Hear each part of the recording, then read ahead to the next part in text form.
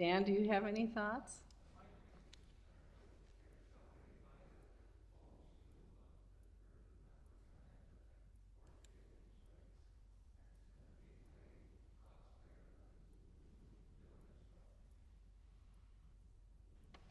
Jenny, thoughts? Well, the root of it is I'm concerned why we don't have a policy that addresses this. Considering the amount of land that we know needs to be acquired to do this. So that's the concerning part for me. I own farmland and lease farmland and I watch what happens in auctions. Neighbors bidding against neighbors, and I kind of agree. I don't know Roger's whole stance on Okay, this. can you hear me now? We can hear you now. Jenny's speaking, and then we'll let you chime in. I just have a gut feeling that this seems like an enormous land grab by this organization, and I completely understand about we need the easements later, and it needs to have this later, and if we're at that point, then we should put everything on the land right now, but we can't. So it just seems premature to do that. But I don't feel comfortable with bidding at this auction. Thank you. Roger, go ahead. Yes, Chairman, Mary, and the rest of the committee members, I agree with Jenny on that. I feel very uncomfortable with this auction bidding against the farmers that want to farm this land and want to own it. And I don't know if you heard what I said, but homeowners and farmsteads, and they've all been told to continue life as is, shingle your house, do the remodel, or whatever. And I feel this land is in the same category, that these landowners should be able to own it until the day we come and we're ready to purchase that flowage easement and negotiate with them. So I think it's just a bad policy to take public dollars and bid against private landowners for land. Thank you, Roger. I would also point out, I guess, okay, just one second. We have a question of, that this would add some certainty to the value of an easement, and, you can't deny what it was, what you purchased for it, put the easement on and turn around and sell it. Pretty definitive. But we are hanging our hat on a pretty expensive study that we did with NDSU, and I would like to see how those individual numbers come out. Either we are, backing that study, or we're not. The other point I would just have is that we don't need these easements right now. We don't need them for a while yet. So things have a way of changing over time, so maybe being a little patient would be wise. But we do need to have a policy on this. And I go back and forth too. It's a tough one, but I hate to start bidding against landowners. Dwayne. Madam Chairman, my understanding is that 3 of these tracts are needed for reasons other than flowage easements. Is that not correct? Needed for flowage easements with the addition of construction easements for the I-29 grade raise for a portion of the properties, not the whole property. It seems to me that we would be absurd not to proceed at least as to those tracts at auction. The construction easements, just to clarify, are temporary construction easements, though, so they would not be permanent easements. They're dramatically different than the flowage easements. They would be,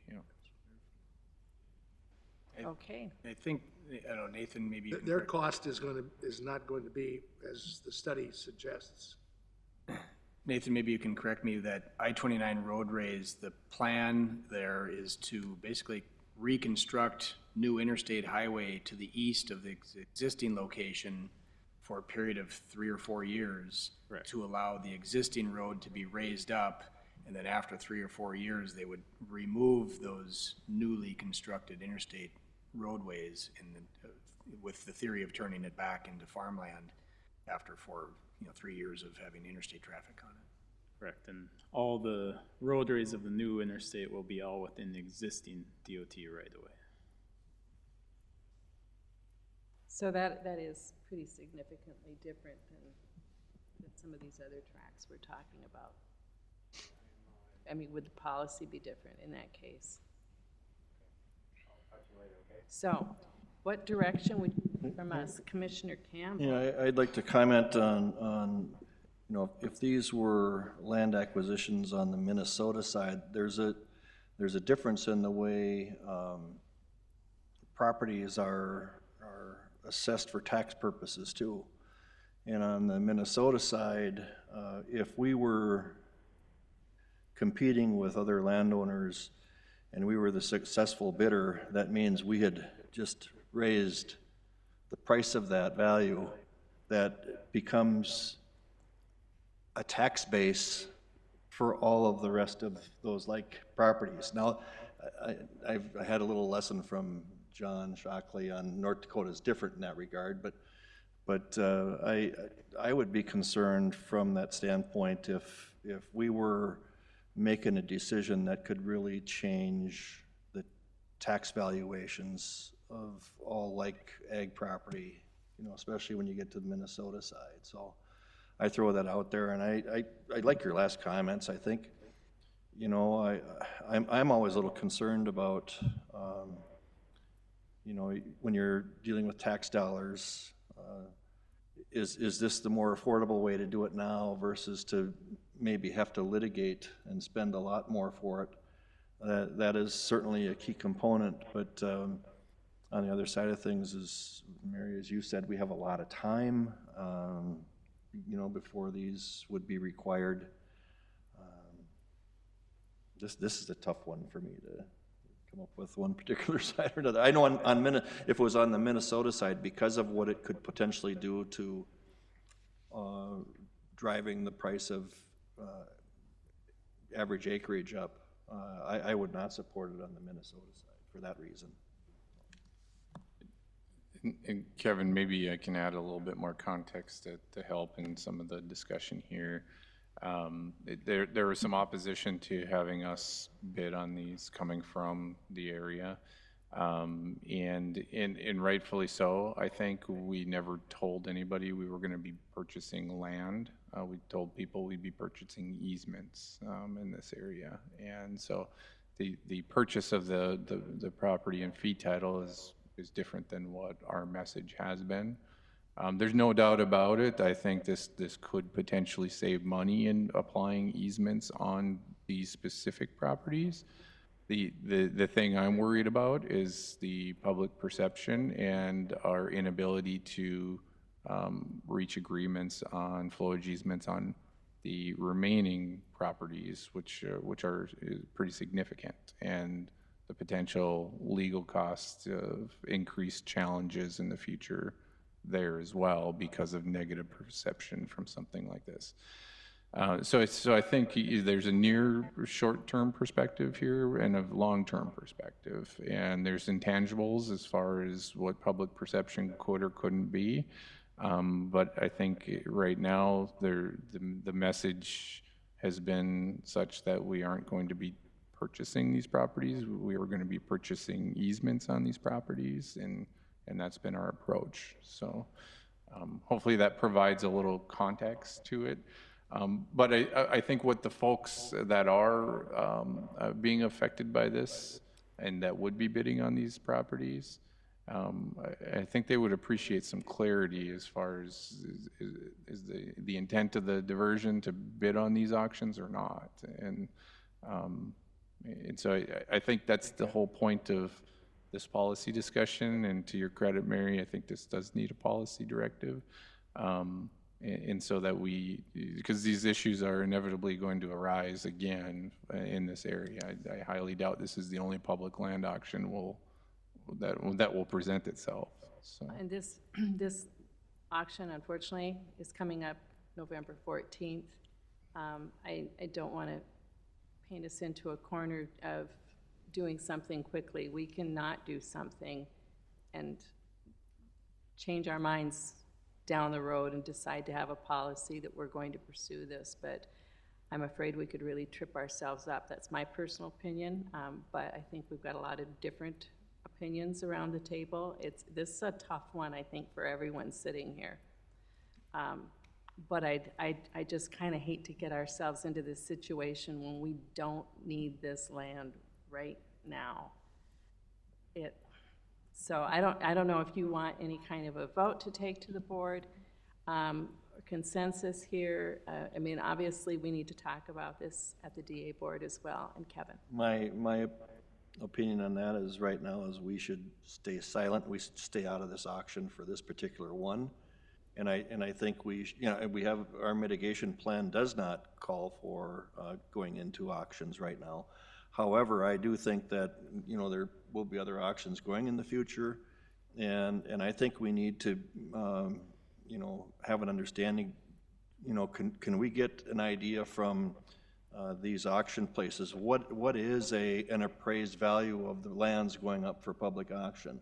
And would we want to be getting into a position where we'd be paying more than appraised values for lands? Those are still topics that are probably important to the discussion that we have to have. And I just think this is too complicated for us to make a decision by the time this auction's going to happen. Thank you. And I do think that these are the kinds of policy conversations that we should be having at land management. So, we can thoroughly vet these and make some sort of recommendation to the DA board going forward. So, most of our Mary, I do policies have are already in place. Roger, go ahead. If we stay out of this and it goes to auction, if we're not involved, we'll have a pretty good idea of what. You're cutting out again, Roger. I say we'll have a pretty good idea what flowage easements be worth, because the people that are bidding on this know that a flowage easement is possible, and if they consider that a risk, their bid will reflect that. So we will get some type of an idea based on other sales out of this area on what a flowage easement means down yeah, I think you're absolutely right, Roger. So I think we can back into this and get a pretty good indication of where our flowage easement might. I think you're right. Okay, we've got a bunch of people from Finance Committee that have their calculators all fired up, so we got to move this along. It's been a good discussion. I don't know if we need to take a recommended vote, but just to take this discussion back to the general board. Yeah, I don't think you do, Mary. It's, as you can see, my predicament on this issue. I was unable to make a decision for the diversion authority because there is no policy, and it really needs to be discussed by the elected officials in some sort of direction on this issue. So but we can it's a talk little about bit more this- complex than Yeah. than we can figure out in the matter of 30 minutes. Right. And so there needs to be some additional study on there, but we do need to provide some sort of clarification on these issues as they arise in the future, so. Thank you very much for bringing this forward. Thank you, Eric.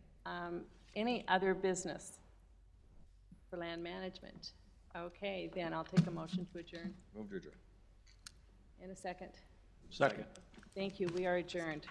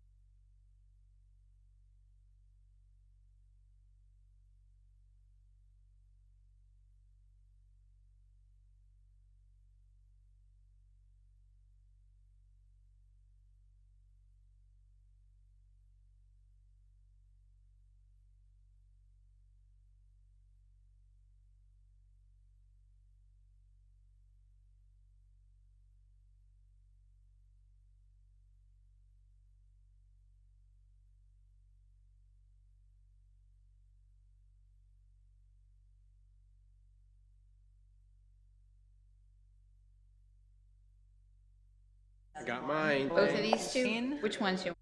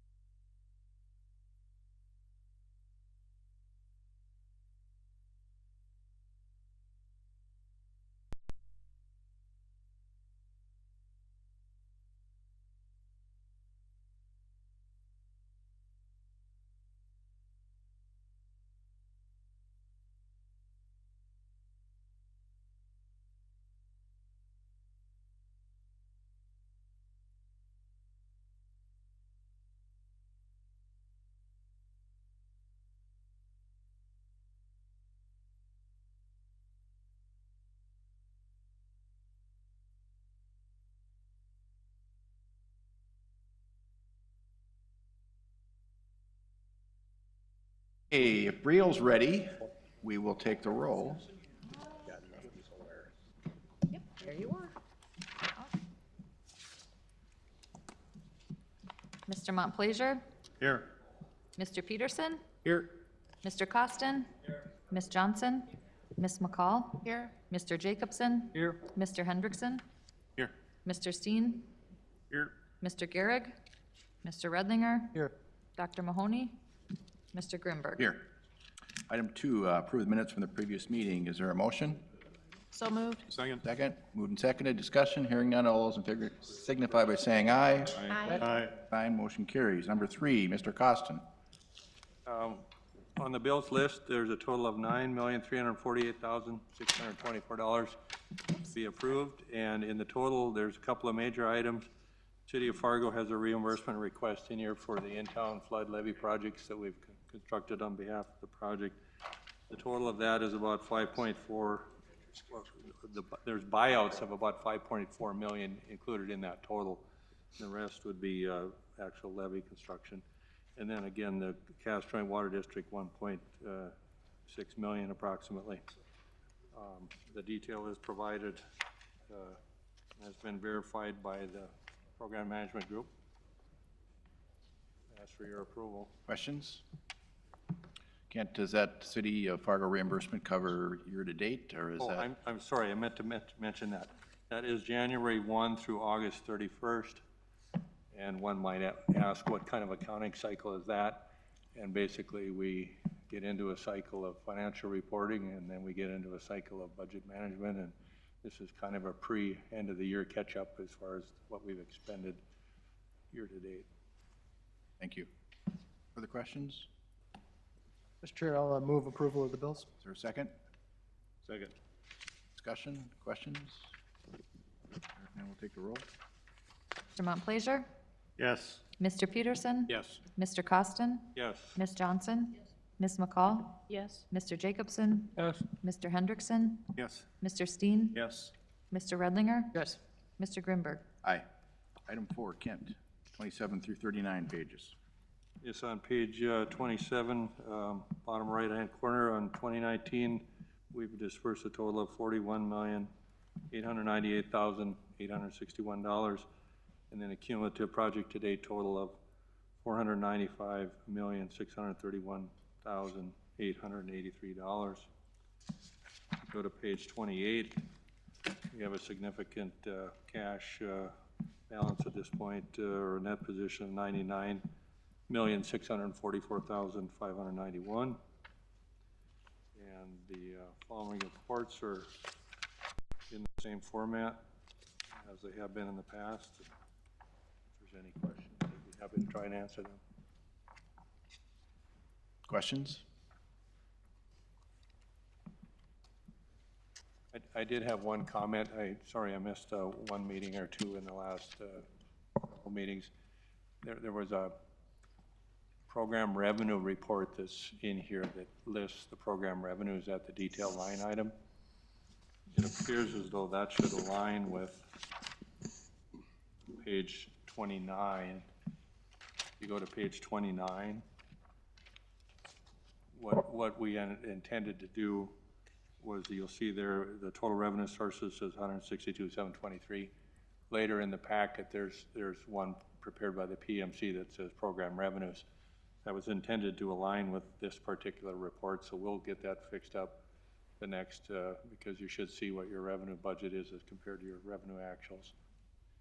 That was just a miscue on my part as far as the data goes.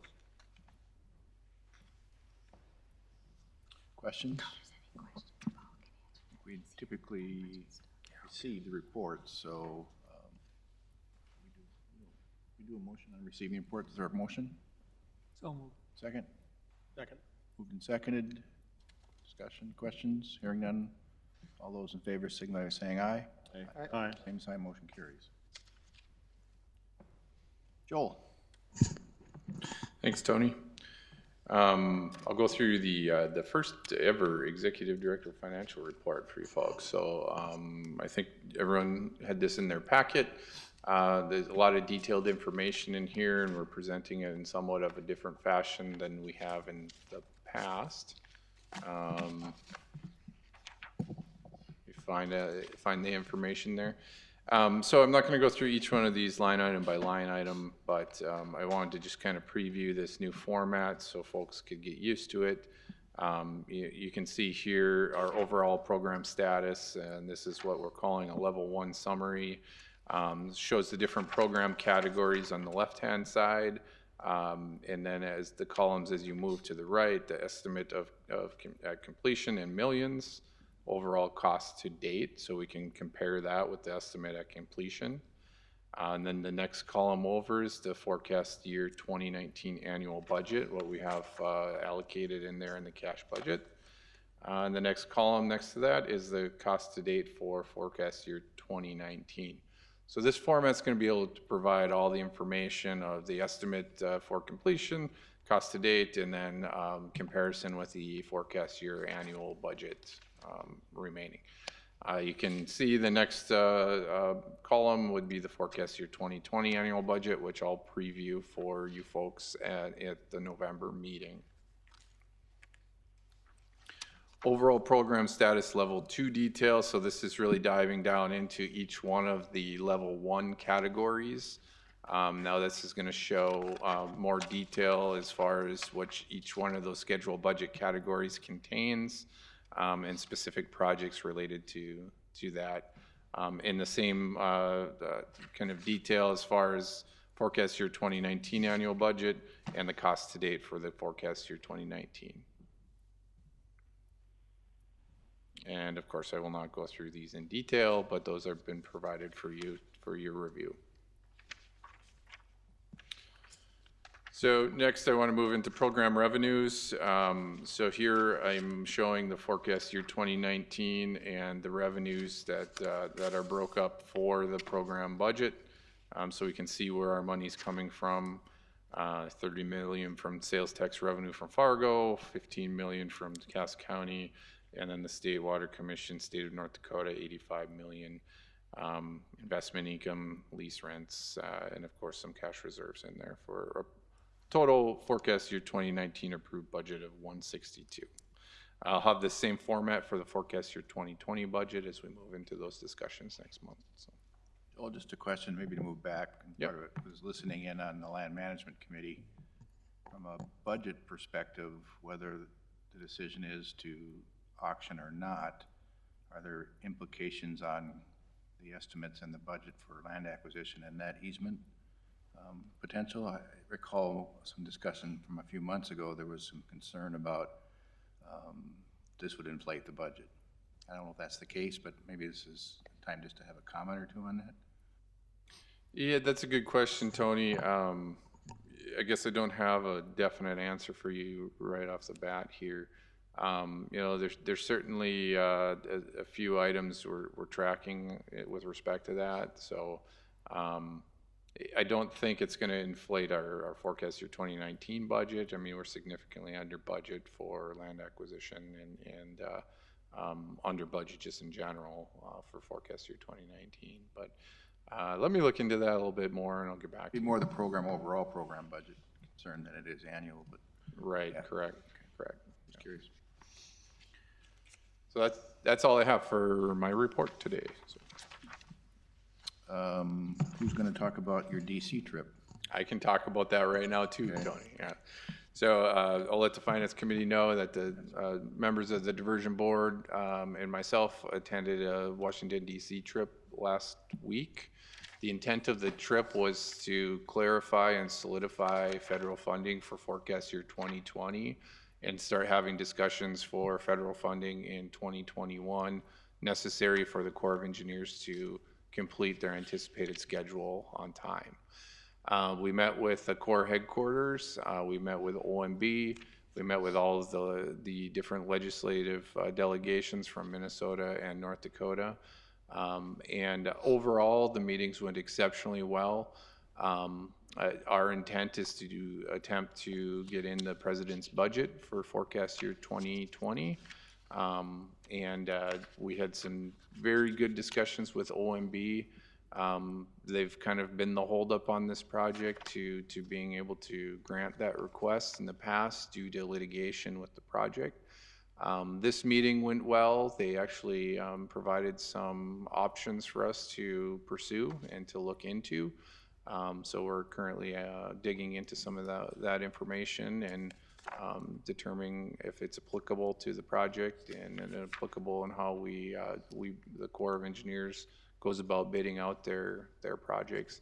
One of the issues that you folks may know that I flagged up about a month ago was that the Corps of Engineers requires full cash before bidding their projects. And so when we look at the 2021 year budget of $300 million, that's a tall ask for the federal government to provide $300 million in 1 year for any project, really.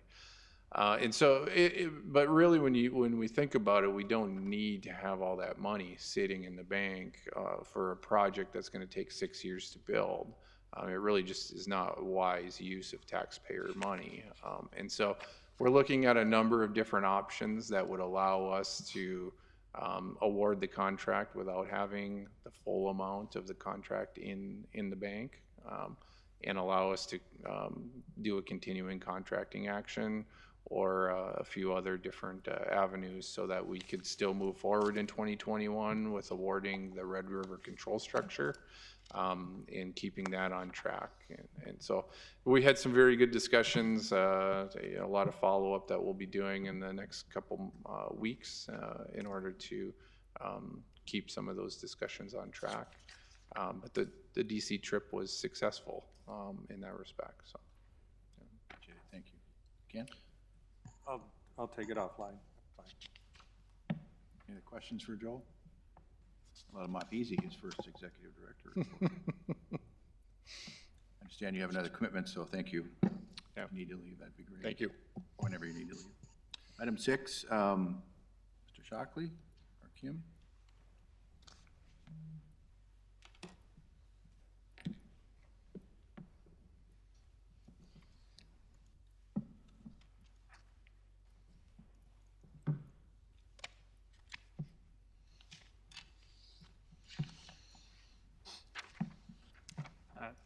Thank you, Mr. Chair. Before the committee, I have a requested budget adjustment for future work related to a contract that was entered into between the Diversion Authority and MetroCog back in 2017. It was a 10-year contract for MetroCog to continue to perform LiDAR and other mapping activities related to the area within the Cass County and within Clay County that the project will rely upon for technical features.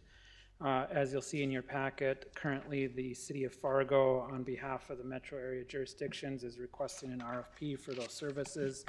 The estimated budget amount for 2020 for this work that would be attributable to the Diversion Authority work is estimated to be $328,500. That's about $100,000 more than it was approximately 2 years ago. I'm not the technical person to answer what you use this data for, but the contracting, it's just done pursuant to a contract that we'd previously entered into with MetroCog. So. Questions? I have some. what would be the derivative of this digital mapping and LiDAR? Because there's lots of data on LiDAR that's been going on for years. So what would be the specific case for this without using existing data? I play an engineer on TV, but I'm gonna defer to everyone. Well, I remember back in the days when Senator Fisher was advocating for state funding and the mapping and the LiDAR, and that's over 15 years ago. And so what do we continue to map? Yeah, so the key reason to continue to collect the LiDAR today is for the adaptive management for the overall project, to make sure that the Corps is actively doing biotic and geomorphology studies. So part of the geomorphology study is collecting the ground contours on a semi-annual, or in this case, 3-year basis. So that way we have a good baseline for the project prior to it operating, and then post-project we have another data source for us to be able to confirm that the project is or is not impacting the existing riverbanks or riverbanks, drains, all those areas. So it's part of the ongoing kind of adaptive management plan that we have set in place with the DNR, North Dakota Game Fish. So what risk do we impose on ourselves if we don't do this? We potentially will not have a good data set to be able to prove that the project is not having impacts to the environment. Interesting. Further questions? Mr. Peterson. Thank you, Mr. Chairman. Is there some cursory benefit we can get through, like our friends in GIS in the city and county, that can at least cross-use this? Because I know MetroCog, we budget for this periodically through the aerials. Yes, absolutely. So I'm presuming we can share this data, so it's not just us as direct beneficiary. We do this periodically anyway, but is there some other benefit? Yeah, so Fargo and Moorhead, West Fargo, they pay for their own collection within their city limits, but it is obviously shared among all of the various local agencies or jurisdictions. We participate too, to some Yes, degree. Cass County participates as well, yep. And then it's also good aerial photography to help for various reasons as well. So it's been a very useful tool for the overall project for numerous years to collect data like this as we complete modeling, as any changes may occur on the landscape. Did I understand that you're planning to do this every 3 years? Is that what I heard? That's correct, yes, every 3 years. So there'll be another 1 or 2 coming? And it's been done every 3 years ever since 2008. So this is not something new as well. Need a motion, I presume? Yes. Is there a motion? So moved. Second? Second. Been moved and seconded. Further discussion? Hearing none, we'll take the roll. Mr. Montplaisir? Yes. Mr. Peterson? Yes. Mr. Costin? Yes. Ms. Johnson? Ms. McCall? Yes. Mr. Jacobson? Yes. Mr. Hendrickson? Yes. Mr. Steen? Yes. Mr. Redlinger? Yes. Mr. Grimberg? Aye. Kim? Joe?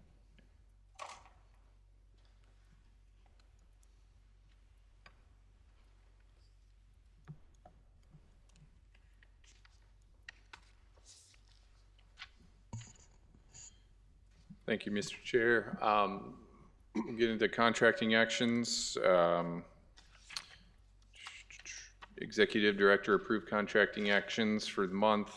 Task Order 5 and Task Order 6 for the PMC are zero cost approved amendments. Really what these are is we're moving some budget around between subtasks, but the overall contract task order is not changing appreciably.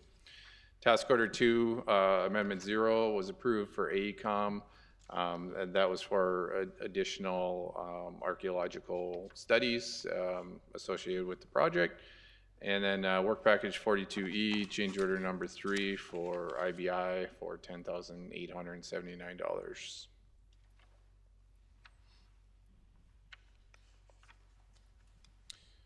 Cass County Joint Water Resource District, we don't have anything this month.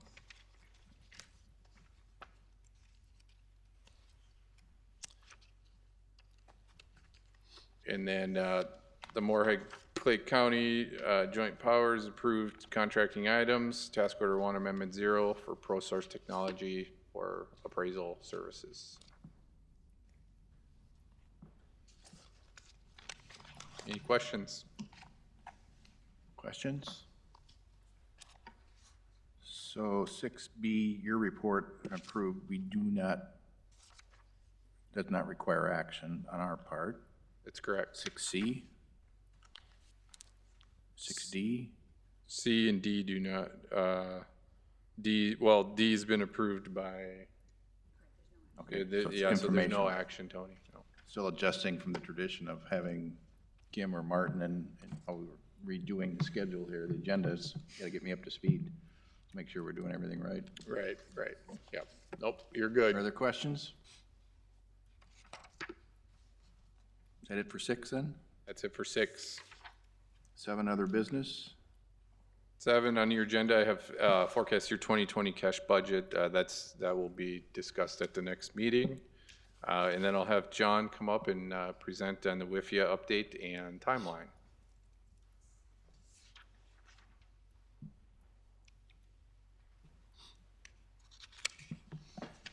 Thank you, Mr. Chair, members of the Finance Committee.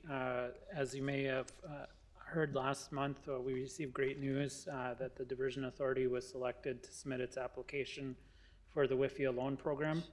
It's very significant in the financing for the diversion project. On pages 103 through 105 of your packet, I've prepared a draft schedule of events for the EPA. We've already started work on that process last week when the executive director and myself were in DC. Did have an opportunity to meet face-to-face with our EPA team that will be performing the underwriting for the EPA loan. It's quite an in-depth process. It takes about a year to 16 months before we can close. Sometimes EPA has been able to close as soon as 4 months after an application is submitted. However, due to the complexity of this project and some of the environmental documentation, I suspect that it will take slightly longer to complete the application process and close. We are due to submit the application at the end of February. The recommendation that I would be seeking from you today is, as part of the WIFIA loan process, there's an application fee and there's some other costs that are associated with applying. The application fee, and hold your breath, but it's about $100,000 application fee, and you can assume about $400,000 of fees and on top of that to the EPA. So what do you get in exchange for that? You receive a loan that has a 35-year tenure that is 0.1 basis point above U.S. Treasury rates. And your first period of repayment doesn't start until 5 years after the project is substantially complete. And also we can sculpt our debt service. So it's a tremendous savings for the project. As Senator Hoeven had noted in some of his comments, it saves the project about $600 million over the course of the repayment, and it shortens up your repayment of the project by about 20 years. So it's pretty significant. I think you have a great return on investment fees that you would pay EPA. Can answer any questions, but my intent was to, as we get through the schedule, just to keep the Finance Committee updated as we get closer to closing. But I think today's action would be, if you have any questions about the WIFIA program, I can certainly answer them. And number two, if you would recommend that we would designate funds from the sales tax proceeds to pay the application fee. Under the Federal Register rules regarding EPA, we can't use loan funds to pay the application fee for WIFIA. You have to find a different source, so they just want a resolution designating that we're using some other source of revenue to pay the fees. I'd bring back the formal resolution next month, but it can certainly answer any questions that you might have about the program. It's very exciting for the project. Mr. Peterson. Mr. Chairman, thank you. An incredibly loaded question, Mr. Shackley. We have an election in November that may bring substantive differences in Washington, D.C. Is there any way that this can be reset after the election takes place should changes occur? So that's there's a lot in that question. Once EPA extends you the opportunity to apply It is essentially an underwriting process. For those of you who have been part of entities that have done private placement bonds, it's very much like after somebody says, well, go ahead and do the bond deal, and then you have an extensive period of underwriting. It really is up to the administrative agency to get to the finish line. So absent somebody that's in charge of the EPA intervening and saying the EPA can't go forward, it would be unlikely that you wouldn't reach close, even with a change in leadership at DC. That's not to say that the leadership in DC hasn't been very friendly to our project and very helpful. So that's not a political statement, just a reflection of where we're at right now. Thank you, Chairman. Kent? John, I was taking notes as you were writing the terms down. Can you repeat the part on the index to the Treasury? Is it to the 30-year Treasury index or the 10 or the 5, or which index is it linked to? It's a weighted index, so it'll be under, it won't be like a 35-year rate. It's usually weighted between the 5 and the 10-year rate, and it's 1 basis point above that. When we originally put our financial plan together, I had assumed that we would have 30 basis points above the Treasury rates. And when the EPA notified us, they said it would be 1 basis point above U.S. Treasury rates. So that's a savings in of itself based upon our financial plan. So is that a fixed or floating rate? It's a fixed rate. It locks in at the time you close the loan. So that's why we want to close as quickly as possible with the Treasury rates lower. Thank you. Mike? Mentioned the resolution as to what the source of funds are, but do we have a way of tracking in the accounting system, you know, whether it was state money or sales tax money or grant money that pays for any particular expenditure? So that is a fantastic question. I've been having some conversations with the PMC about the color of money issue, because the color of money issue previously, when we were considering issuing tax exempt bonds, was going to be an issue. Just tracking that, and with the WIFIA and the SRF proceeds, color of money becomes more important, because there's certain eligible project costs that you can apply SRF funds to and US EPA funds to, so we need to be able to trace those funds. We still haven't fully developed what that's going to look like, but that's going to be rolled out, I would say, in the next month to 2 months. And in fact, we're just starting to have really high-level structuring conversations about how we track those funds and how we track expenditures and make sure that we're accounting for when the proceeds come in from the WIFIA loan to what they're applied to.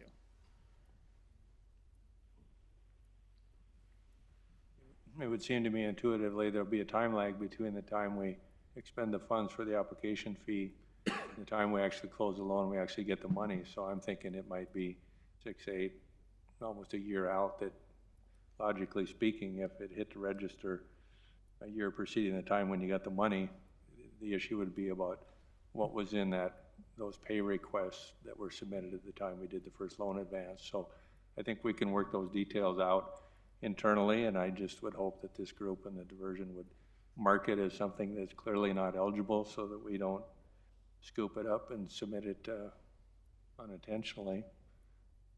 But I think just the flow of funds will take care of that.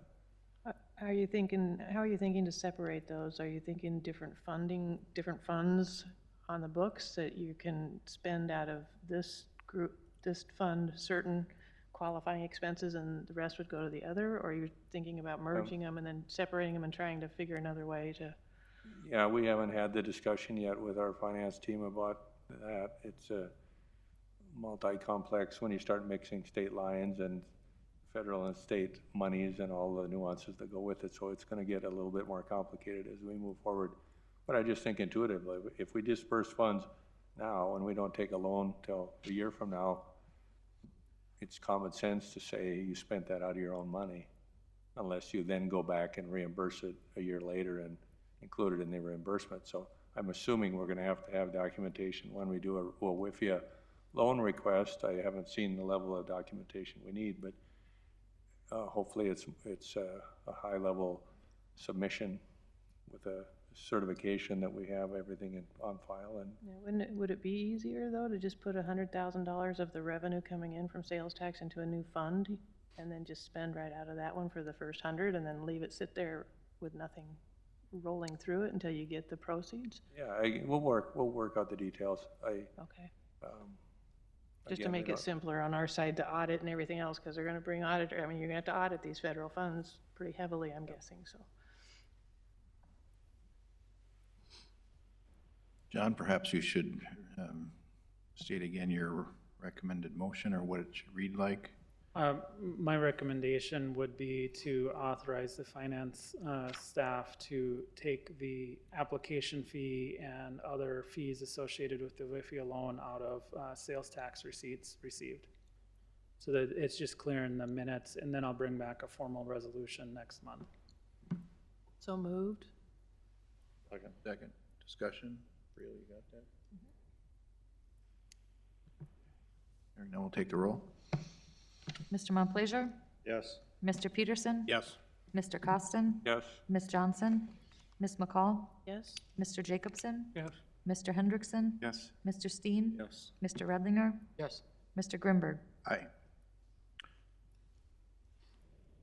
And maybe just a couple other quick do-outs associated with WIFIA at the upcoming meetings, either in November or December. I'll be bringing forth updated financing and appropriations white paper. You'll recall back in 2016, the board approved that. Now with all the changes in the finance plan, it's sort of matured to the point where have a brand new version of the appropriations and white financing and white paper. That's going to be a key element in both the P3 transaction and the WIFIA transaction. We need to, as part of the WIFIA process, we may be required to get an indicative rating for the diversion authority. And so the white paper that you see will be more akin to like an OS in a bond transaction. And so it's far more detailed than maybe the previous white paper was.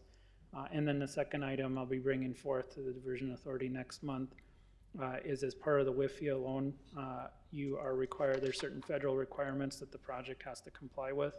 So going forward, future contracts have to comply with American iron and steel requirements, prevailing wage issues, and a couple other requirements.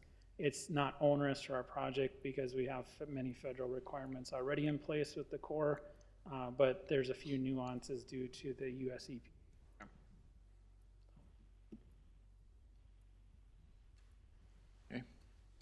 And if this format's okay, I'll be back every month and just keep you updated on it, so. A lot of heads nodding. Yep. All right. Thank you. Thanks, John. Eric?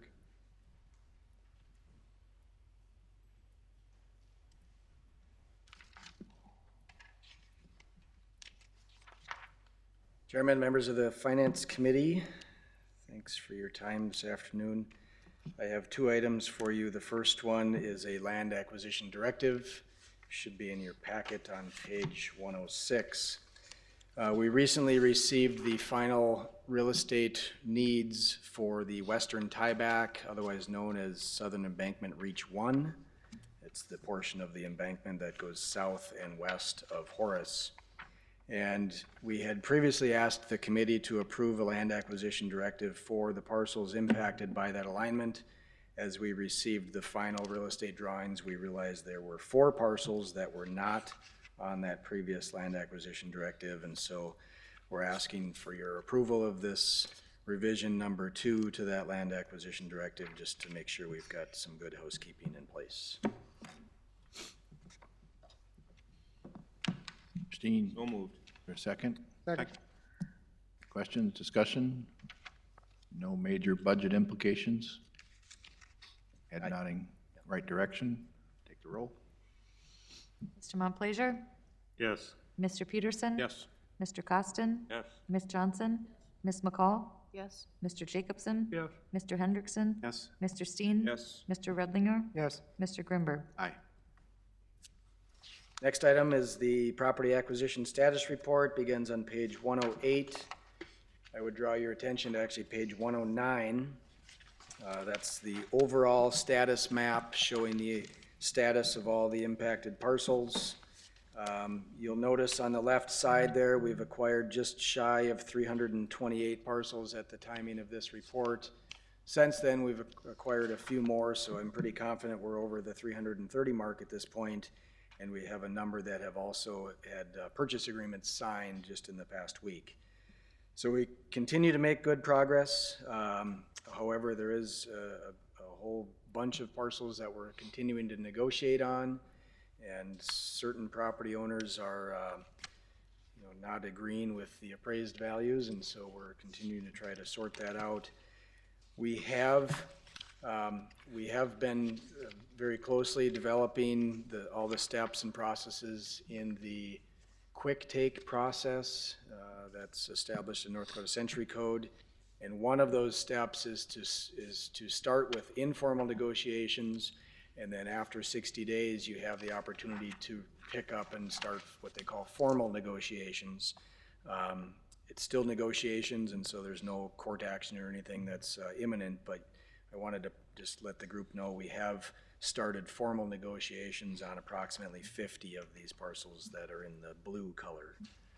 So we'll continue to monitor those. There's several steps in that process, much like a recipe that we're following. So the rest of the report, usual graphics, budget indications of how we're tracking, and I guess happy to answer any questions if there are. Questions? Hearing none. Rick? Unrelated question. I was sitting in the audience, and since we're in Lands, I'll ask this because Lands addressed it, I think, earlier, at an earlier meeting today.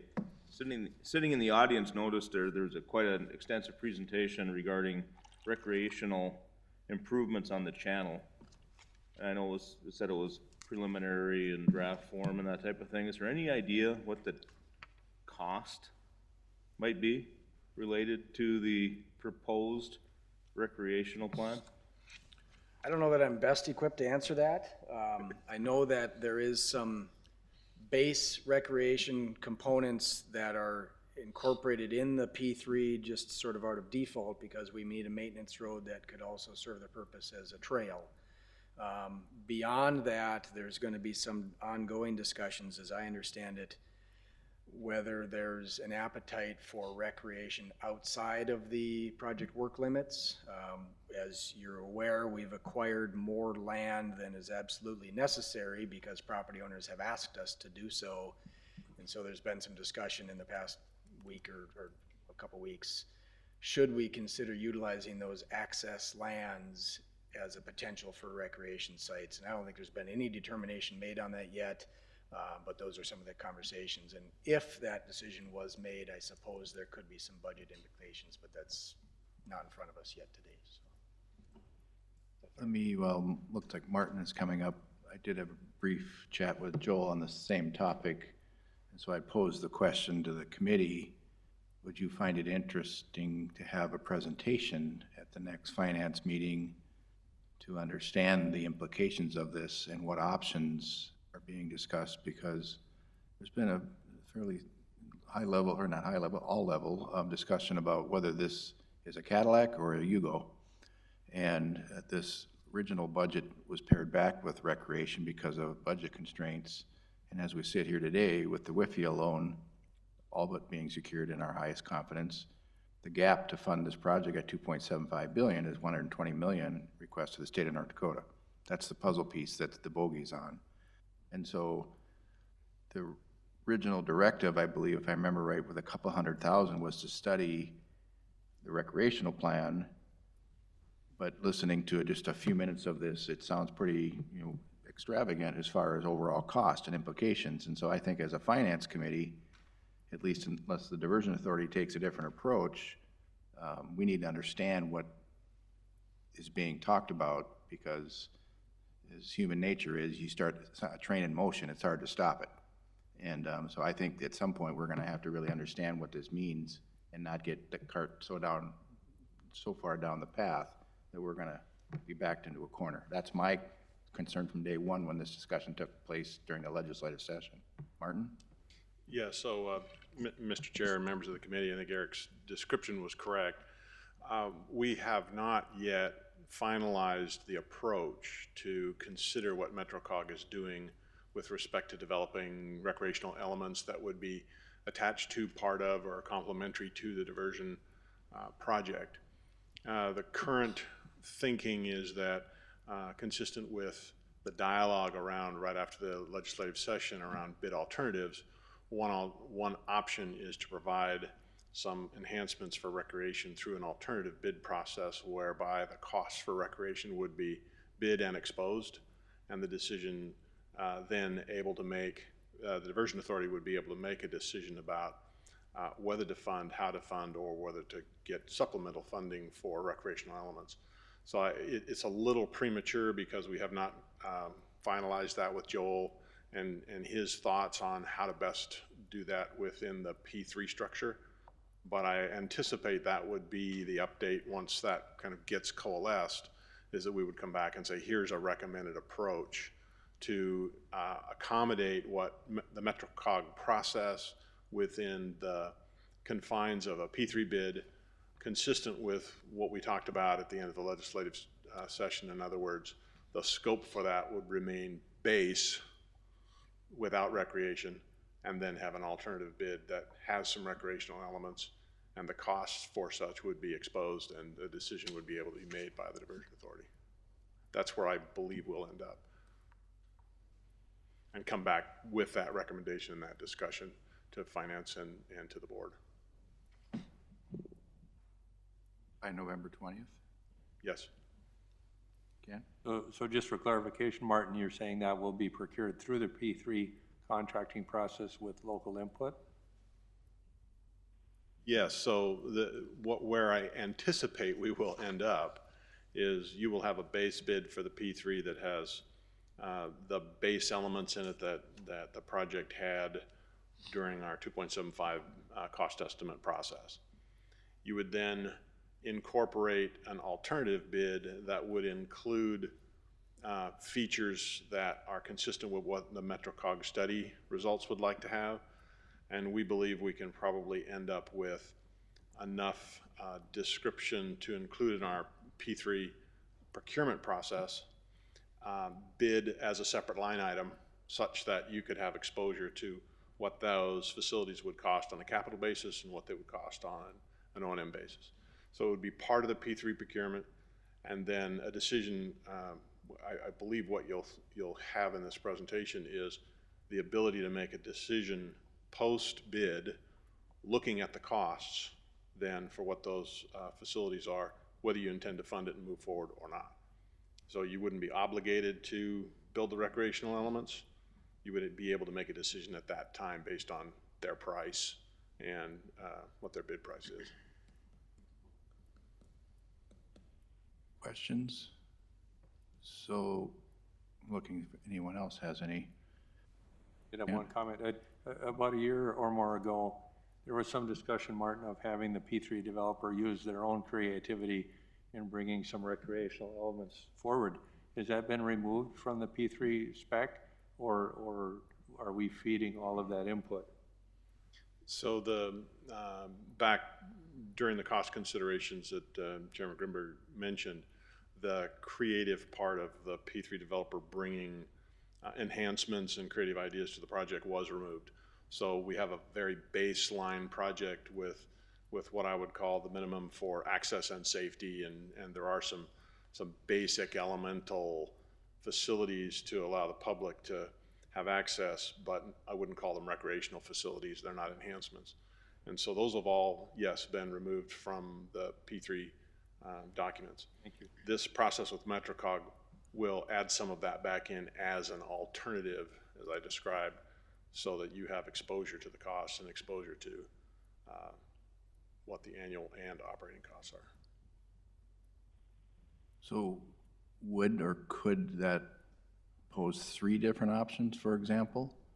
Back to the Cadillac and the Yugo? So that you're not setting up one bid alternate that is, you know, grandiose, but you have three options that are bid as alternates. And if the P3 bid comes in, I'm just picking numbers, 50 million under budget, and there's three options for recreation, they're 10, 20, and 40 million, then you'd have decisions to make on how much to spend on recreation, not just here it is. Those are the things that we're working through with Joel. We're trying to make sure we don't overcomplicate our bidding process. This is a small component of an extremely large project, and so we don't want complexity to add around recreation to the point where it starts to wag the dog. That's the tail that wags the dog from a complexity perspective. So that's why we're not prepared today to talk about we've got this figured out. It's a little complex to make sure we can include some recreation, incorporate the MetroCog process, but not overcomplicate our procurement or have our bidders at a lot of risk because there's some uncertainty in whether or not the diversion authority would move forward with it. So we'll try to strike that balance and then come back and get some buy-in from the board on that approach. So we'll put this on our finance agenda for the 20th then. We do intend to have that worked out by then. We have a draft of the RFP going out in mid-December, and we want to give our bidders a heads up in that draft as to what this approach would be. So yes. The P3 bidders. Yes, the P3 bidders, yes. Okay. Further questions? Chad? Thank you. Just some general commentary. Sometimes when these drawings can get rather complex rather quick and become very expensive, maybe this is an opportunity to involve other engineering companies rather than the ones that we're working with right now. Maybe put an RFP out for this and open it to everybody, because really this is a separate widget. It's a separate thing. It could be done by anybody in the region for that matter, whether it's landscape architects, civil engineers, whatever, in lieu of just sending it to our group right now and saying, give us your ideas and let's engineer some documents. What I'd reference there is what happened down in the Oxbow playground. We took a playground that was worth $10 and turned it into a $500,000 playground. Well, things got out of control because there was no governor put on the expenditures for our engineers, and it's the engineer's responsibility to respond to the owner requested it, so we got what we paid for. My concern here is, like I said, that happening with something that's a much bigger thing than a playground set. And again, it may be time to involve other landscape architects or planners. I don't know who you could pick, but maybe open this up to the public at large and see what anybody has for ideas. You could even do it something as simple as NDSU students as a senior thesis and do it for free. What do you guys envision for this? Don't know. There's 1,000 different ways you could attack this and I think get a fine end product. Yeah, just for clarity, my understanding is that MetroCog has retained SRF, and they are leading the efforts to define the recreational plan with public input. I thought they were just doing the study, not the design. What I anticipate happening from a P3 perspective is we will, because it's a design build, operate, maintain, we will describe what is desired from a performance perspective, and the actual design of that would be done by the P3 developer and their team. Oh, okay. It's similar to the channel and the rest, so it would be a performance spec. Okay, so it's not, I misperceived this, and it's not a totally separate thing. It's part of the package. It is part of the package, part of the P3. Got it. It is just an alternative, whether or not you push the go button, fund or not fund, build or not build, but it would be described from a performance perspective versus a detailed design. Perfect.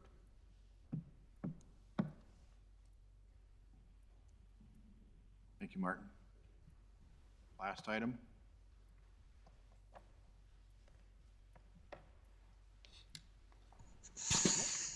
Thank you, Mr. Chair. The last item on today's agenda is a resolution requesting that the City of Fargo undertake some engineering services. The Joint Powers Agreement allows the Diversion Authority to request certain member entities to undertake engineering services related to the project. This is for a study regarding the water supply issues associated with the southern area, southwestern area of the metro area, and really impacts how the water supply is going to come through to that area from the casserole water users, the City of Horace, and an interconnection with the City of Fargo. You have interlapping jurisdictions there as part of the reconstruction of the area due to the southern embankment. We will have to relocate some well lines and well fields that Casserole Water currently has, and there may be an opportunity to provide some optimization in savings of water infrastructure and providing water services in those areas that Casserole Water is currently serving. So it is an opportunity to potentially save some costs for the project in perhaps we don't necessarily have to replace a well field. Perhaps there's other opportunities So we're asking and recommending that the diversion board approve reimbursing the city of Fargo for these engineering services associated with that study of the water in that area of the community. Thank you, Mr. Chair. So not too long ago, we had just approved a $5 million allocation for improvements to Horace. This is not part of the $5 million. This is gonna be over and above that? No, Most of this is Horace. I read through it. Horace is mentioned primarily in this request. So it's a good question. So to answer the question, no, it is not included in the 5 million because the Cass Rural water users, that is their water service area. And so regardless of the reimbursement to Horace, we still have an obligation as part of the project to take care of the well field that is being impacted by the southern embankment.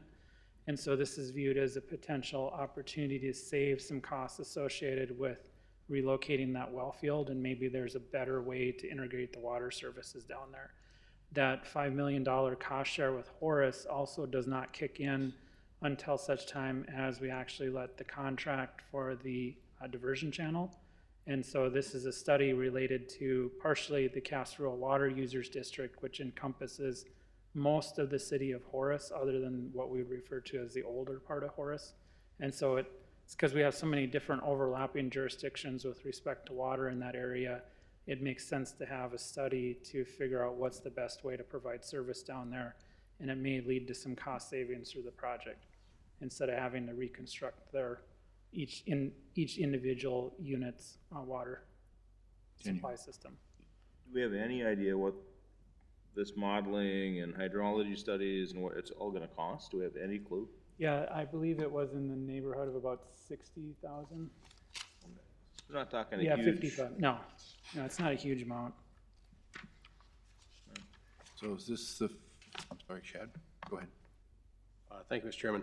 And silly question, but presume this is the lowest and best opportunity to do this, meaning it's cheaper than hiring Cass to do it, cheaper than hiring a private engineering company. This is the most cost-effective solution, yes? But I'll let Eric chime in on that one.